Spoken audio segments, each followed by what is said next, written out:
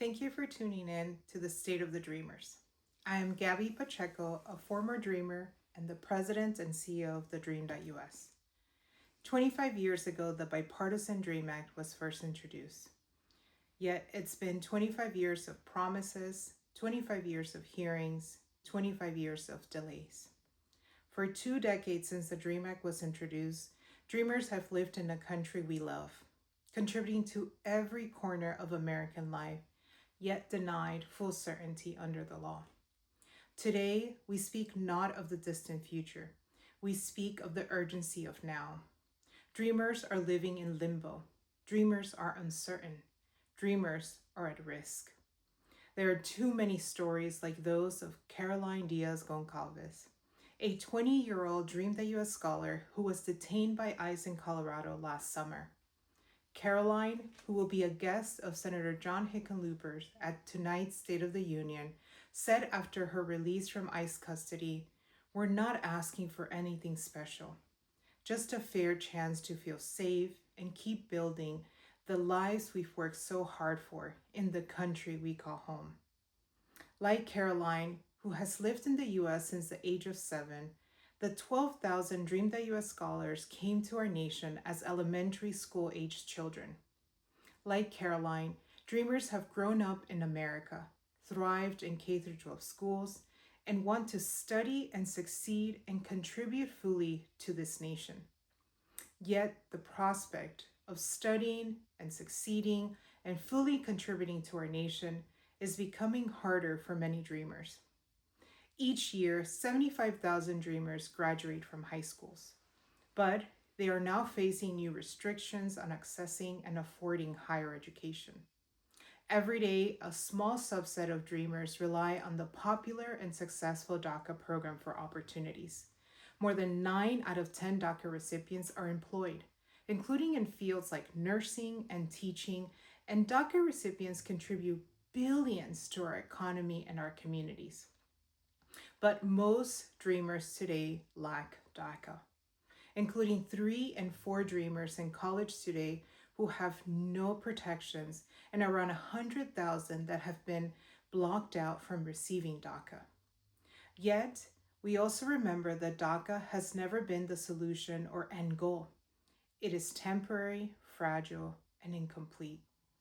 In my job as president and CEO of TheDream.Us, I am constantly hearing from dreamers. Unfortunately, every day young people are waking up wondering, can I work legally? Can I stay with my family? Can I finish my education? Can I give back to my country, my home, the United States of America? Hundreds of thousands of people who once had protection are fully vulnerable. Families are now living with uncertainty. Students cannot plan for their futures. Communities risk losing the contributions of those who have long been part of the American fabric. We cannot allow temporary or expired protections to defy the destiny of people who already belong. We cannot promise opportunity to someone while leaving others behind. The DREAM Act is the way to ensure stability, certainty, and justice for dreamers and for the nation. Along with Caroline, it's fitting that another guest of the State of the Union address tonight will be Tereza Lee, the original dreamer whose story so impressed Senator Dick Durbin that he drafted the original Bipartisan Dream Act 25 years ago. We know with certainty that when dreamers like Tereza receive opportunities, they go on to do great things. Tereza received a doctorate and has become a beloved teacher. And at the Dream.Us, more than half of our working alumni are either in education fields or working on health and medicine. Some of them are business owners, community leaders, and some are even parents. Yet, without permanent status and protections, their future and the future of those who rely on dreamers are endangered. Then and now, there's a simple question we should ask ourselves. What type of country do we want to be? What type of America do we want to build? One that recognizes dreamers as valuable parts of American communities and America's future? or one that thinks that the right way forward for America involves arresting and detaining and targeting dreamers or denying them opportunities and protections to fully participate in the nation they have grown up in. I stand with the vast majority of Americans who have already decided and overwhelmingly support Dreamers' future in our country, including 85% of Americans in a 2025 Gallup poll who support Dreamers' citizenship.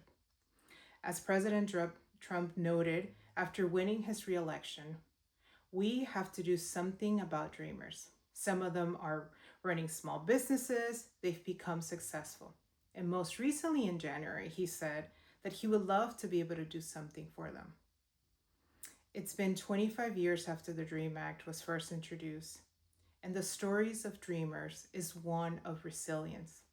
The story of Dreamers is one of courage. The story of Dreamers is one of unwavering love and hope. But hope without action is not enough. Dreamers have given this country their talent, their labor, their courage. Now it's America's turn to give them certainty, opportunity, and justice. The state of the Dreamers in this moment is bleak. It's unfair, and it's unworthy of our country. And no young person who grew up pledging allegiance to our flag should have to grow up fearing it. It's time to pass the bipartisan DREAM Act for all dreamers, for our communities, and for the future of our nation.